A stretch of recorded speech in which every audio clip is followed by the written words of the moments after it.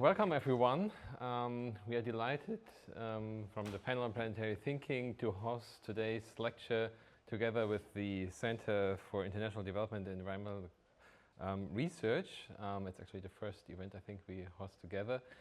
We have the pleasure to welcome today Erle Ellis, and he will speak about engaging human aspirations to motivate progress towards a world where people and nature thrive together. Erle is a professor of geography and environmental systems at the University of Maryland, Baltimore County. He studies the global ecology of human landscapes in the Anthropocene, and he teaches environmental science and landscapes ecology at his home university and also taught at Harvard's Graduate School of Design. He's the author of many reports and assessments, including the US National Nature Assessment, the IP Best Transformative Change Assessment. He's a fellow of the Global Land Program, senior fellow of the Breakthrough Institute, former Anthropocene Working Group member, and visiting fellow at Oxford's Martin School. And now we can also add a fellow at the panel Planetary Thinking here at Giessen University. So we are very honored to have you here today, Erle. He has published with Oxford University Press this book, Anthropocene, a very short introduction. I will pass it around so you can have a look at it. If you search for an introduction to the Anthropocene, probably this is the go-to book. And just yesterday, he published a nature perspective, an aspirational approach to planetary futures. I'm sure we'll hear more about that in a minute. I also printed it because it just came out yesterday, and we'll also pass it around. And we will have around 45 minutes of Erle presenting his research, and after that have 45 minutes time for discussion. Thank you so much, Erle. It's an honor to welcome you here again.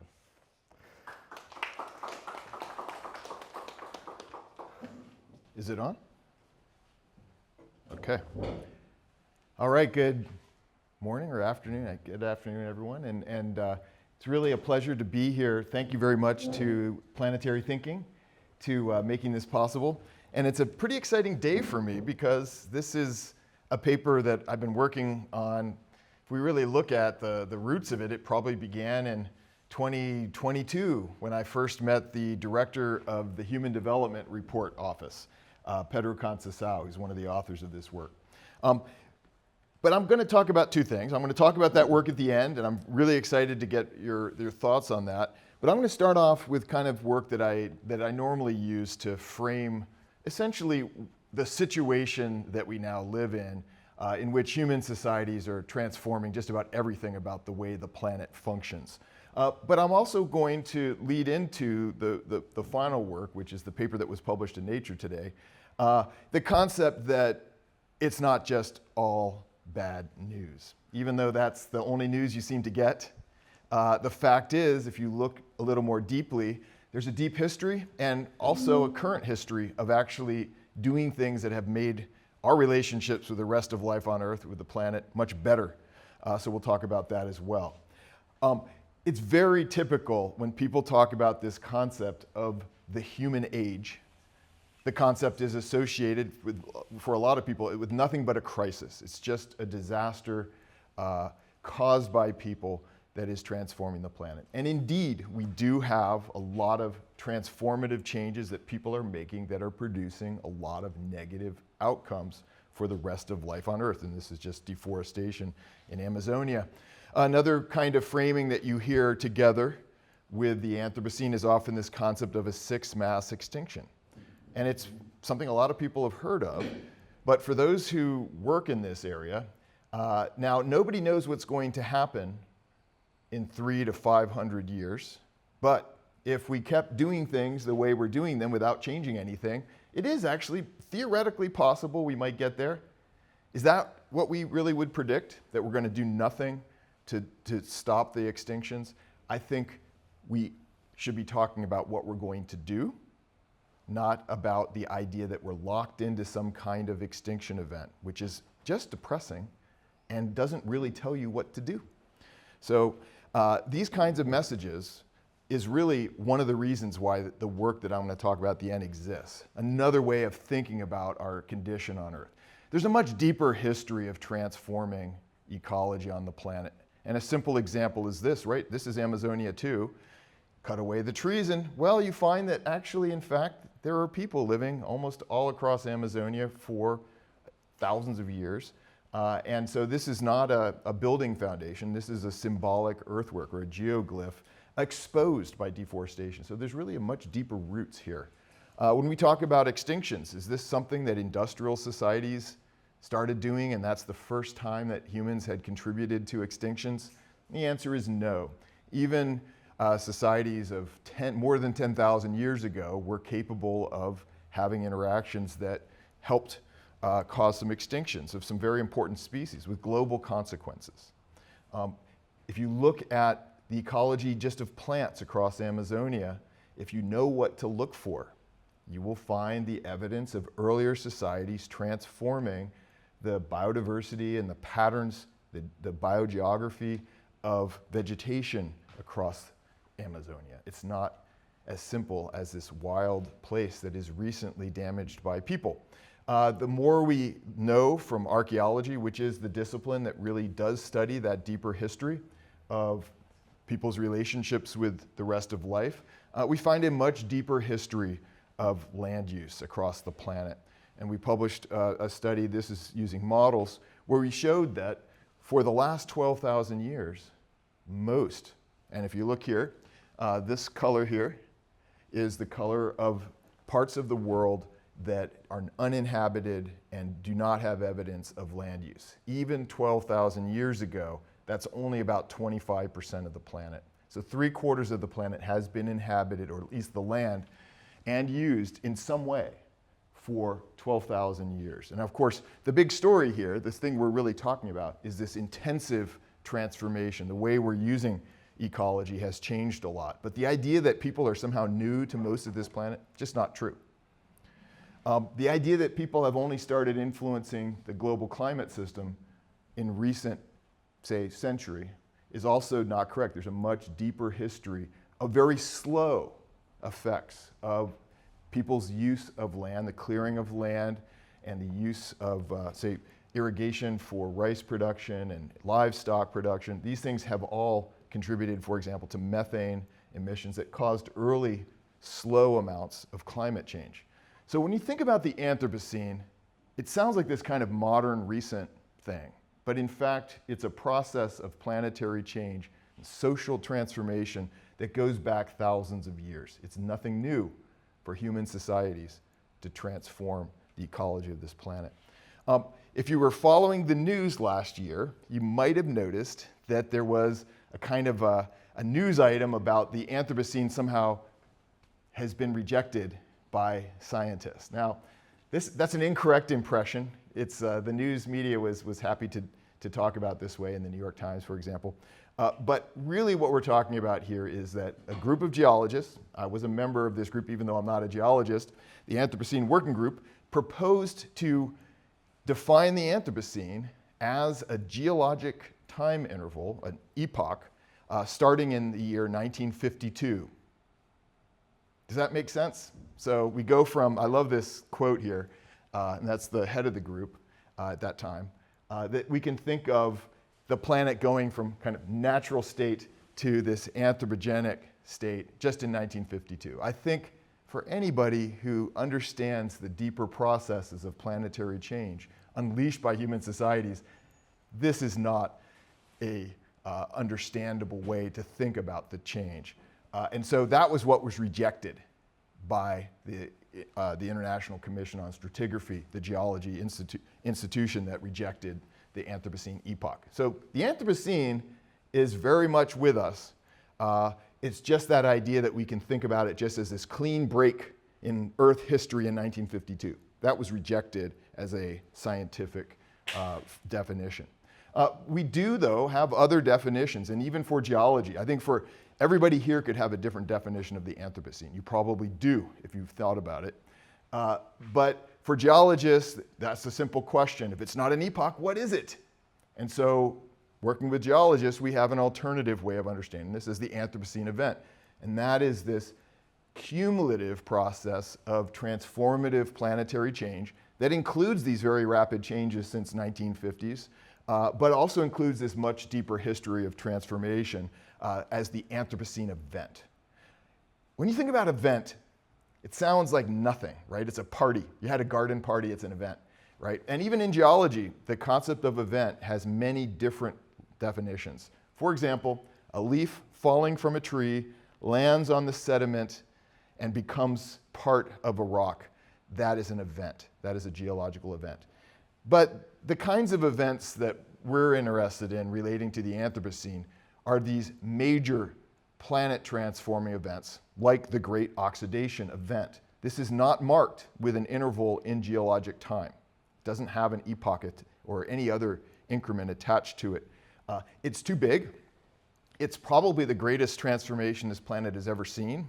Produce the oxygen atmosphere. We would not be possible without it, caused by the evolution of photosynthesis, leading to a process of planetary change that changed everything for life on Earth, right? All this energy could now be harvested from the sun and used to power life. So life was a small thing on Earth before photosynthesis. And then all of a sudden, new capabilities from new energy sources. And we entered a new phase of Earth history, a new kind of entanglement, where to understand planetary change, you needed to understand biological change. What was happening with the biosphere? What was happening to life on Earth? So you have this entanglement between biological evolution and planetary change. That's what I would call the first entanglement of planetary change. And now we live in this time of Anthropocene entanglement, where human social change, the social changes in our societies, are now entangled with the future of the Earth. What's the temperature of the planet going to be in the year 2100? How would we figure this out? Well, the number one thing that you need to know is what our societies are going to do about the global warming that we're causing right now. It's the number one thing, right? All the other parts, the physics, the chemistry, you don't really need to know that. We already know that well enough, but we don't know what we're going to do to the temperature of the planet. That's the kind of entanglement we live in. What kind of science, what kind of understanding do we need to actually grasp what is going on this planet? And so you've seen this image a billion times, right? The planet now glows at night. This is a glowing planet. If you had a telescope and you were from another planet and you were looking far away, suddenly this Earth starts glowing at night. What caused that? What is the cause of this phenomena? Right? It's because there's so many people. The planet is populated by so many people that all light up a little bit, and that's why the planet lit up at night. Well, clearly that's not the explanation. Right? It's not chemistry, it's not physics, it's not even biology that can explain the planet glowing at night. We need an understanding of social change. What are the things that human societies can do? You can't do this. You can't light up the planet at night, but your society has already lit up the planet at night. Any of you trying to light up the planet at night? Any governments made a program to light up the planet at night? No. All of this is an unintended consequence of trying to do other things. That's the Anthropocene. The Anthropocene was happening while we were busy making other plans, quote, borrowing something from John Lennon. But think about it this way. There's no cockpit, there's no dashboard, there's no light switch on planet Earth. Can we just turn this off? We're making it, we're causing it, right? People are causing it. So we just turn it off, right? Because we're in control. Clearly not, right? All of this is a social process unfolding across the planet that nobody has control over. And would you actually want to see there be a cockpit on the planet with just a few people running it? I don't think that's even something we'd want to have. But that is our situation. We are on a planet that we're transforming for better or for worse. It doesn't really matter. No matter what we do, we're going to transform the planet. The real question is, are we going to drive it to a better condition? So the Anthropocene condition is this condition in which social change produces planetary change. And that is the challenge of the human age, the Anthropocene. There's no way out. A lot of people like this idea that somehow people could just stop transforming the planet. It's just not possible. 8 billion people, we got to eat. We are a force of nature that will transform the planet. Just the only question is how? What are we going to do when we transform the planet? And I would argue, and the nighttime lights are just one of many examples, Our societies have reshaped the planet. They reshaped Earth's ecology. And we've been reshaping Earth's ecology for thousands of years. And I'm going to talk a little more about that now.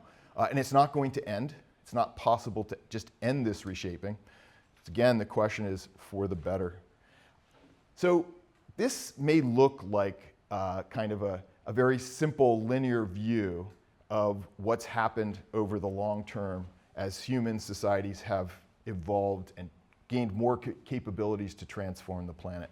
But I don't think I have the slide in now, but I always, or almost always, show a slide after this showing the tree of life, because this is an evolving process. It involves extinctions. It involves diversification. It is not a linear process at all. Not all societies are going in any direction. There's no progress. I'm not trying to show an image of progress here, because evolutionary theory does not have a concept of progress. But we can see some big patterns. And the simplest one is to understand, I think, is the scale of human societies has gotten bigger and bigger. We live now in some of the largest scale societies that have ever existed. That doesn't mean all societies get bigger. It just means that over time, the capability to have these larger scale societies has evolved, and now most people live in these societies. So that's one global trend, kind of mega trend. And I'll go to the bottom one here, which is another really important one. Remember I talked about photosynthesis changed the planet because it brought in all sorts of new energy into the biosphere, into life. That's also what we're doing. We're doing it in a different way, but we're also doing this. So we began doing this a long time ago, even before most people would think that we were doing anything special. We were cooking our food with biomass energy.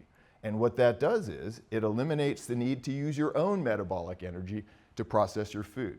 For a lot of people, this is the beginning of really when we start getting on this track to becoming a little bit different than other species, but it's also driven partly by energy substitution. We're getting energy from outside the human world to power our biology and our social lives.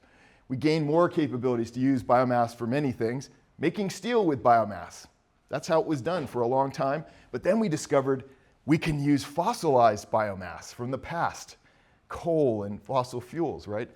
That's got us to where we are now with some of the biggest changes ever, right, with climate change. But it's unlocked new possibilities for human societies. We would not be here without all these capabilities to use all this energy to power our societies. And then more interesting still is we've learned how to use energy just the way that plants do. We can use solar energy directly to power our societies. That's an unprecedented capability. It's going to change the planet even more. It's a much bigger amount of energy than the amount that's available ultimately from fossil fuels. We have nuclear power, wind. We're discovering new ways of gaining energy from outside the biological world to power our world, basically. Okay, and then there's one that maybe is a little bit more of a counter-narrative. I think those two, everyone knows these things. But what a lot of people aren't familiar with is the fact that during these same trends, we've also seen a trend in intensification in the way that we use landscapes to sustain our societies. And in the deep past, a society would tend to use a lot of area, but not transform it very much. So the productivity, the ecology doesn't change that much. So it takes a lot of land per person. Okay, we discover practices, and we'll talk about some of these, because it's important to understand that this transformative change is not just agriculture. It's also food-producing hunter-gatherers. Anyway, we learn to burn the landscape, to propagate the species that are good for us, and ultimately gain agricultural capabilities. And then, of course, our agriculture has gotten more productive per unit area. So what's happened is we're using less and less land per person. This is a per person, not a total society, because our societies have also gotten bigger. But per person, we're using a lot less land per person than we did in the past. But that land that we use, completely transformed, right? We're creating whole new kinds of ecology. But that's this big picture of these long-term trends. And I just want to make clear, right? This is not just agriculture. Hunter-gatherer societies, especially food-producing hunter-gatherer societies, are well known to have many practices that enable them to produce a lot more off the landscape than is possible without tending and managing the species and even the soils of these places. A lot of these cases where European explorers enter a landscape and say, oh, it's like a beautiful garden. It is a beautiful garden. It's a garden of the hunter-gatherers that live there in many cases, or the farmers. So these processes began this process of intensification long before agriculture. With agriculture, everybody, I think, who studied these kinds of things is familiar with agricultural intensification, still going on today. All sorts of different practices that have enabled people to produce a lot more per unit area. Why do we do this? It takes a lot more work. It takes a lot more trouble to produce more per unit area. Why do we do it?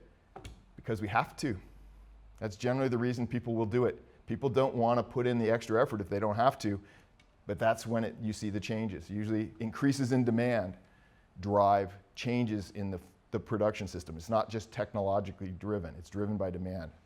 Another trend that also begins before cities, big cities, is even before you have big cities, you have rewards from living in dense social settlements, right? Even with small towns, even with villages, there's a reason why people start living together denser. There's rewards for this, and that continues today. Even now, the largest cities on Earth can actually produce more returns, except for some things like pandemics are not so good to live in the city, but for just about everything else, you get more in the city. There's a reason why we live here or in whatever city you live in. A lot of benefits to living in the city. So people are voluntarily moving to the city. That's the big global trend that is transforming the planet to this day. We just passed half of all human beings live in urban areas now, and that number is expected to go as high as 85% this century, right? So this continues to be a transformative change in social relations with the planet. And the biggest effect of urban areas and city people is outside the city. Who feeds the city? Where do all those resources come from? They come from large scale, and at this time in history, industrial scale production. Most of the food that comes to Giessen, most of the food that you ate today was not produced by a small farmer. It was produced by a larger scale commercial operation that was intended to support people through the commodity chains that now cover the entire planet. That is what it takes to sustain people in cities. And I can say, and this is something that a lot of people don't realize, this was true, not the global supply chains, but the specialized producers. This was true in ancient Egypt. This is true in ancient Rome. This was true thousands of years ago. The people who support the cities with food are not small farmers. They are specialized commodity producers, even before we have this modern industrial global supply chain type of system. And there are some good things about this, okay? In 1968, Paul Erle wrote a book called The Population Bomb, in which he predicted there'd be famines of hundreds of millions of people in the 1970s. Why didn't that happen? And in fact, if you were sitting there in 1968 and looking at the population growth rates on this planet, they had never been higher. And they didn't look like they were going to slow down. It looked like they were just going to keep going up. That is a scary situation. And you don't usually predict trends that go like this. But that is precisely what has happened. It's the reason, one of the reasons, why we don't have those famines. But the fact is that is one of the biggest things that's going on. It's driven by urbanization. Urbanization and industrial production are a big part of why we have a demographic transition. So populations are going to level off this century.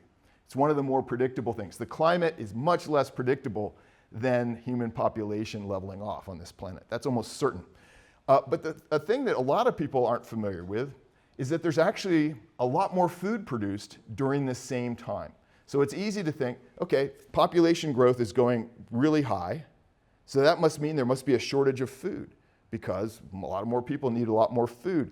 But the fact is that there has been an increased production of food per person units, right, per capita on this planet during the same time we have unprecedented population growth.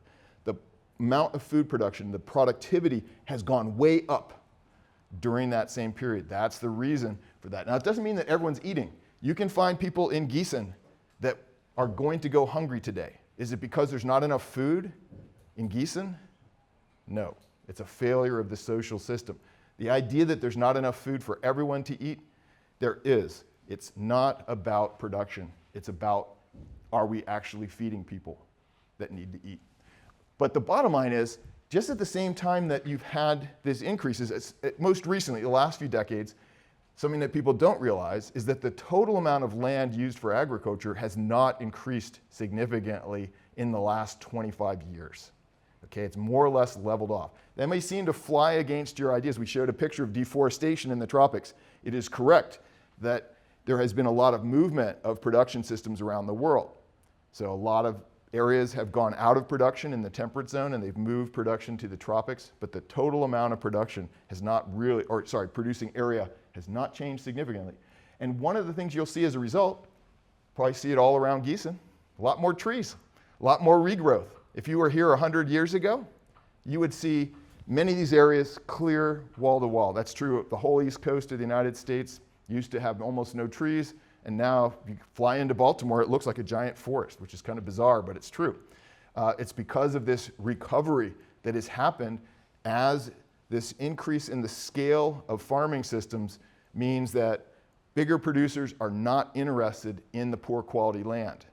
They're just not interested. Those areas are being abandoned. I studied this all over China. Even in the small farms, people don't use the marginal land anymore. It's not worth the effort to do it. They put all their intensive effort in the best land. And so all those other areas are starting to recover. It's a real unprecedented opportunity to see a change in the pattern from expansion to intensification. The bottom line is, this is where we are now. We live on the most transformed planet that's ever existed. We live in the largest scale societies that have ever existed, most people do. And we're more interconnected and interdependent than we ever have been. I don't care if Trump says we can somehow decouple the United States from the rest of the planet. That is not possible. And the only question is, what kind of relations are we making when we do these things? We're all in this together for the most part. We're all connected together. And we have unprecedented social capabilities. I can now pull a device out of my pocket and I could communicate with almost anyone in the world. That's like a social superpower. Imagine if other social species could have real-time communication whenever they wanted with everybody. That is really an incredible thing. Now, it's not actually everybody, but the fact is, it's a kind of power of social change that has never existed before. We don't know where this is going, but we know that it's going to change things. But something that we do know that has changed is what's happened with the quality of human lives. And obviously, there's a lot of qualities to a human life, but there's some very basic ones that I think everybody would agree are fundamental, like having a healthy life, living longer. How about having access to education? Is that a good thing or a bad thing? Right? These are not hard to convince you. Is it good to have a decent standard of living? I don't think you have to argue with people that these are fundamental things that people all around the world value as part of living a better life. And if you look at the trends everywhere, even in the places that still need to improve a lot, the places that are still lagging far behind, everywhere in the world you've seen significant changes in this. Here in Giessen, 150 years ago, you were going to probably die about the age of 50, and half of your children were going to die in the first year. That was normal. That was acceptable back then. That's not acceptable anymore. We have made progress, and it's because we wanted it. We believed in it, we wanted it, and we made it happen.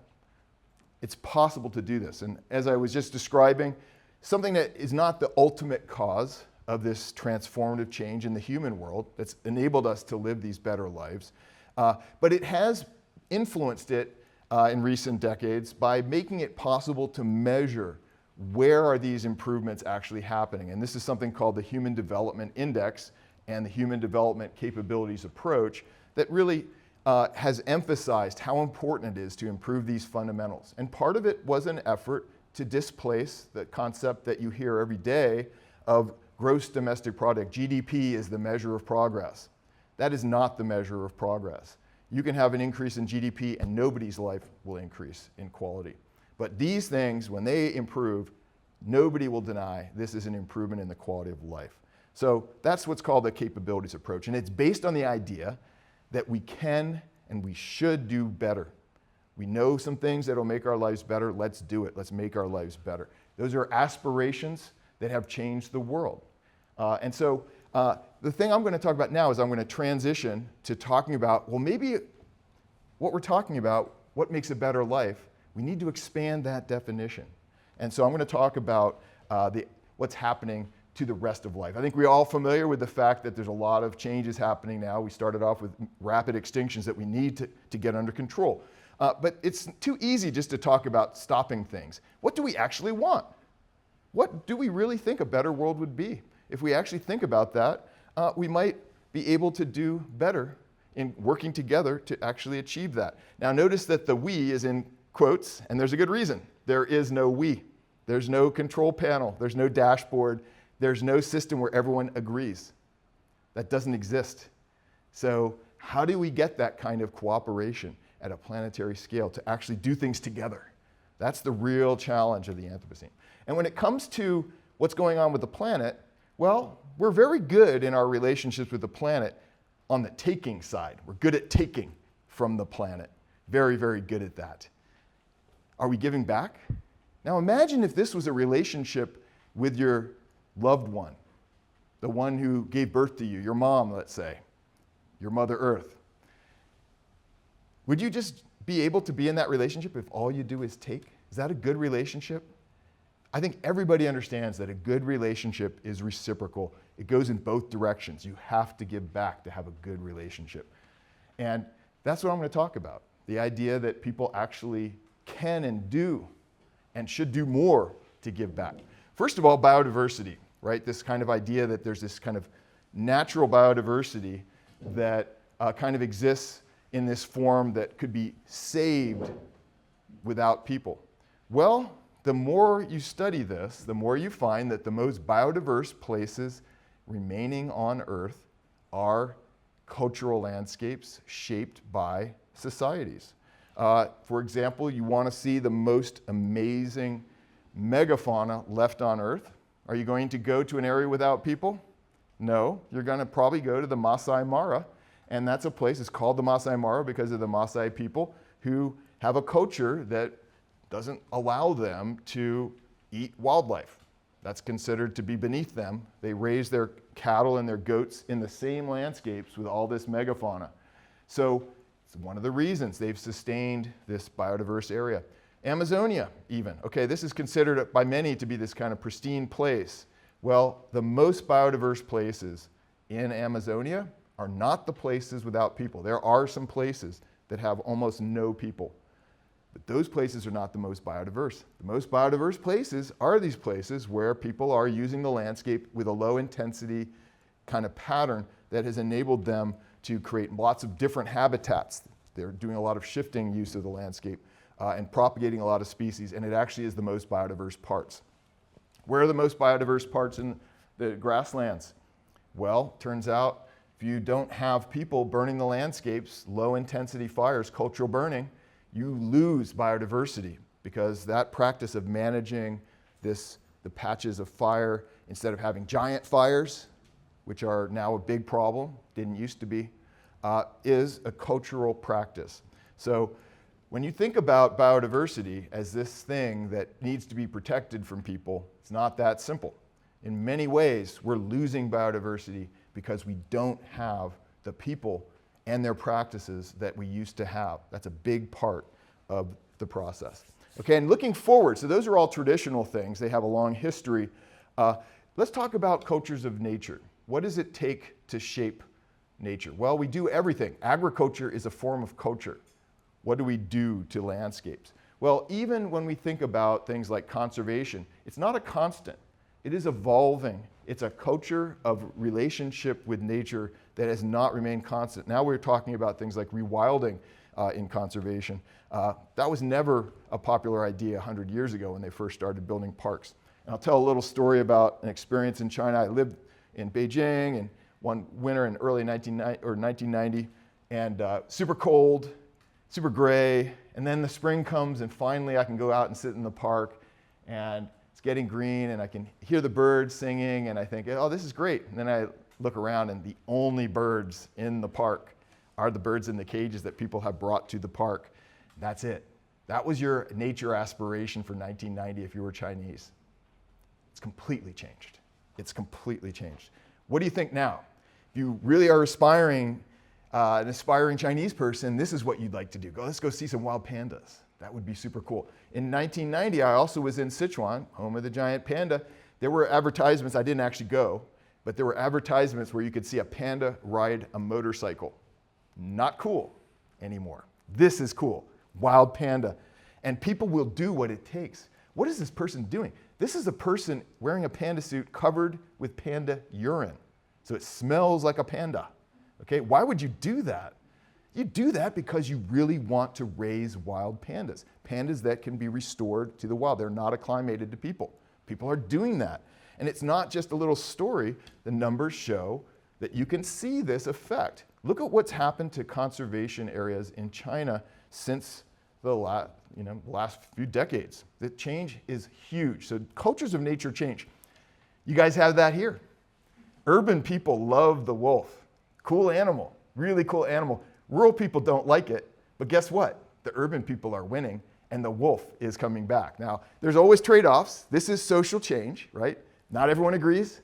It's sometimes a lot of challenge, but the bottom line is this is the trend, right? The culture is shifting, and the wolf is coming back. And it's not just Germans or other Europeans. This is LA, okay? These animals are dangerous. Okay, wolves are actually not that dangerous to people, almost never harm people. Okay, mountain lions do kill people. They kill more than a person a year usually, somewhere in the United States, but people want them back in LA. In LA, okay, and they're paying millions of dollars to make a wildlife bridge just for one individual, more or less, if you really look at it. Okay, that's just culture is changing, and it's changing the way we're thinking about our relationships with the rest of nature. And so there's opportunities here. Now this one is another example, right? Everyone knows this is Yosemite Valley. Probably you don't know there's another valley that used to look almost exactly like this, Hetchy Hetchy, which was also one of John Muir's efforts to save Hetchy Hetchy. It is now a reservoir for the city of San Francisco. These are choices. These are cultural choices that we've made. People are talking about restoring Hetchy Hetchy as a park. But what does this opportunity really look like? Now that sounds like we could just have these wild places without, restore these places without people. Well, even Yosemite was a place where people lived. Indigenous people lived there. They were forced out by that park, okay? And that is no longer considered an acceptable pattern. And the reality is the world we live in is already inhabited and used by people. So what are the real opportunities in this world that we actually have? Okay, and the first thing to know is, all right, only about 20% of the planet, and a lot of that's ice covered, is in this category that's uninhabited, unused, this kind of wild category. And that data is probably wrong. It's probably lower, okay? About 40% is used intensively to feed people. With another 2 billion people coming, no way we're gonna go down that much in that area of intensive use, right? We're gonna need more production for a while. So what's this other stuff? What's that in between? We're calling it culture. Basically, and you'll see it everywhere here, these are areas that are all mosaics, but this is very much the way that human societies use land. They don't use it all the same way. Some areas are used intensively within the landscape, some not. And for that reason, you have a lot of landscape patches that are embedded within the working landscape, right? It's an intensively used landscape with patches in it. Sometimes the patches are very large, and it's not the same as an area uninfluenced by people. It's not wild, okay? It's cultured in some way. It's influenced by species invasions and other practices, hunting, et cetera, that you don't have in these wild spaces. So that is 40%, twice as much as the wild area that we have. This is the conservation opportunity of the Anthropocene, multifunctional, using landscapes for more than one thing, not just intensive production, but also for wildlife, for example, and other things. Now, that sounds really good. Oh, we'll just use it for two things. Well, what happens when you use the landscape for two things? It's not all good. Sometimes there's conflict, right? It's not simple. But the idea that we can't figure out these problems, and remember, this is how you can get killed by a deer. Nobody wants to be killed by a deer. No one aspires to be killed by a deer. Okay, but that's how it happens when you have roads without any way for the deer to get across. So you re-engineer your infrastructure to find ways to enable both species, or all of our species, to find ways to move in the landscape. And it doesn't have to be a big protest movement every time you want to do this, right? After a while, it just becomes part of the way you build a highway. You cannot build a highway any size you want. There's rules for how you build highways. We need to change the rules. Simple as that. For all of our infrastructure has to work for the rest of life. It can't just be for people, right? Because the rest of life is living in our world. And we're catching up to this, okay? The science, the ecological science of conservation, we're finally over here in the far side, the social ecological approach. We're no longer trying to wall off nature from people. We've learned that that doesn't work, and it's unrealistic. And it's, of course, socially regressive as well. So people are trying to find ways to incorporate everyone into the same landscape, all of life into landscapes that are good for both, that people and nature can thrive together. There's big efforts to try to do this, and aspirations have become more or less planetary. There's more and more interest in these kinds of global scale efforts to change the curve, bend the curve of biodiversity toward recovery. Okay? I don't know if you know this, but you now have a human right to a clean and healthy environment. This was approved by the United Nations a couple years ago. Who knows how this is going to turn out, but it's already approved. But let's get into this people's contributions to nature. Is this just something that indigenous people do, or is it something that we might think about for the future? Well, it's not just even the future, okay? You may have forgotten, but you would be living in a world where if you go outside, you would get a sunburn in 5 minutes. That was going to happen by 2080 if we hadn't enacted the Montreal Protocol and the other international efforts to end the production of chlorofluorocarbons that were destroying the ozone layer. And how did it happen? The countries that were the producing nations took responsibility and phased it out. Now, there's a complex story there that partly involves a lot of economic and patent issues. It's not as easy with global climate change as it was with CFCs. But the bottom line is, it is possible to create an international agreement that works to end the pollution of the atmosphere globally. It's not like it's never been done. But it makes it harder in some ways that we have these very simple visions of our situation in which you can boil down the condition that we're in to one number, like 1.5 degrees. I'm just going to come out and say it. 1.5 degrees doesn't mean anything to anybody. It's completely abstract, has no connection with you. Better world is 1.5. You have to teach people that over and over and over again. And most people are getting sick of hearing it, and we've already gone past 1.5 effectively. There's no way that this planet is going to stay at 1.5 degrees. We're already moving past it with a very high velocity. Okay, so what does that tell you, this 1.5 degrees message? It tells you this, right? That basically your societies have failed to protect you, and they've failed to protect the planet from harm. Okay, is that going to bring people together to invest in their societies and their governments to do more? Or is it just going to make people feel like they can't do anything? It's a disempowering message. And it's been shown, a lot of research has been done on this. These kinds of emergency narratives, these crisis narratives, they do communicate well. You can get it out. Everyone's talking about the crisis. Everyone's talking about the polycrisis. Everyone's talking about crisis, crisis, crisis. Okay, it gets people talking.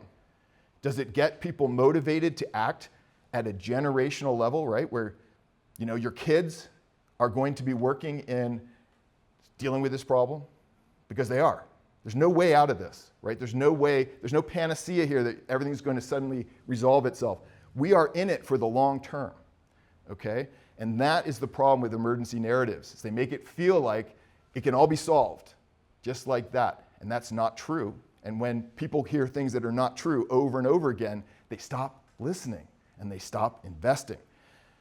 Think about it this way, the success of social movements. You know, did Martin Luther King spend all his time talking about racism? Or did he actually spend some very significant, influential time talking about his belief that things could be better? That was really fundamental. All of you still I bet every single one of you is touched by that. Not now, but already before you came into this room. It's powerful to engage with people's aspirations for a better future. So that's what we tried to do with this project that was just published today, this aspirational approach to planetary futures. And it began earlier than this. This is the slide actually for that workshop in Oxford where we came up with a nature relationship index. But the idea started earlier, and it really was produced by what I would call the dream team of people across development, environment, even economics, many different ways of thinking about the challenge of a better planetary future. We came together in Oxford last year in April and produced the core of this work that's actually just beginning in some ways. But the first step is to document something that is the opposite of what you're hearing all the time. You're in a crisis that is beyond your control, right? It's the opposite. We need to have an understanding, every kid should understand this, that our societies do have the ability to produce a better relationship with the rest of life. There's a deep history of it, but we're doing it now. We have ways of doing it now. Imagine this planet without environmental protection agencies. Imagine what Germany would look like. Giessen would be covered with soot, okay, without your environmental protection agencies. You did that. That's an accomplishment, okay? You should actually grab onto that and use it as a way to motivate people, okay? Not forget about it and just talk about crisis all the time, all right? So that one important lesson. We must think about what we actually can do and have done successfully to guide us and motivate us to do more. And one way we're trying to do this is with this idea of expanding the idea of what it means to have a better future for people to include our relationships with the rest of life. So we've got basic understandings of what it means to have a better human life. And of course, just 3 dimensions like this is not enough. So that's where we introduce this concept of the nature relationship index. Are you responsible for the planet? Is that your responsibility? I think that's a little scary if I said that. You're responsible for the planet. In fact, there's nothing you can do at the planetary scale, right? Of course not. That's a disempowering narrative to say you're responsible for the planet. Are you responsible for your relationship with the planet? Yes, right? That is something under your control. You can control yourself. You can deal with your family, the people you know. You can't control them, but you can influence them. You're part of that world. That relationship, the relationship of your country. You don't control your country either, but you can have some influence on it. Okay, you have a relationship to your country. You can have a relationship with nature through your country at a larger scale. So that's this idea of having the nature relationship, not just measuring what's going on the planet. It's not the temperature of the planet. It's about what are you giving back to the rest of nature? And we came up with 3 dimensions of this that would combine together. The first is nature is thriving and accessible, and this is about there actually is biodiverse and thriving nature around, and that you could actually access it. People could actually enjoy it, get something from it, benefits from it. When we use nature, as all species do, there's no way to live without using nature, but you're using it with care and respect. You're not just using it as if it's something that is independent of you. It's in your relationship to use with care and respect. And we also have nature is safeguarded, which is more of your classic environmental protection kind of narrative, right? What are you doing to protect the environment? What are your investments? What are your laws? How are you dealing with that? You combine those things together, and we attempted to create a nature relationship index for the world, every country of the world, and we did, in fact, create one. The reason that I am not sharing the results, like where's Germany on the ranked list, is that we were not happy with the quality of our analysis and the quality especially of indicators about these relationships. So that is our task moving forward as we work toward the idea that we can actually compute a nature relationship index from these 3 dimensions using actual indicators for every country of the world. And there's just one example. One thing I want to point out here, see these grid cells there? All right, we're looking at the relationship between the Human Development Index and the Nature Relationship Index. Remember, we're talking about expanding what it means to have progress. So we add another dimension. That creates another aspirational space. That is the aspirational space, right, where you have a high Human Development Index and you have a high quality relationship with nature. Your Nature Relationship Index is high. And I guess I have 2 slides here, which I shouldn't. But that is the fundamental goal. is showing what countries are making progress toward this aspirational space and are making progress within it. Notice there's no countries mentioned. There will be, hopefully, when we release this to the public in 2026. I can't promise it 100%. This work is being done in a partnership with the United Nations Development Program, who control the process, and we are going to do it right. It's not going to get released until we're satisfied that it does what it's supposed to do.